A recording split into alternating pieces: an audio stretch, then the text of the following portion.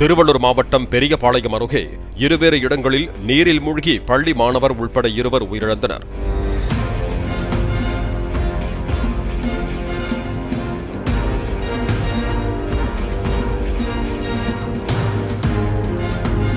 குமரப்பேட்டையைச் சேர்ந்த கோவிந்தன் என்பவர் காலை நடைபயிற்சி முடித்துவிட்டு கை கால்களை சுத்தம் செய்வதற்காக ராళ్లపాடி ஏரியில் இறங்கியவர் சேற்றில் சிக்கி நீரில் மூழ்கி உயிரிழந்ததாக கூறப்படுகிறது.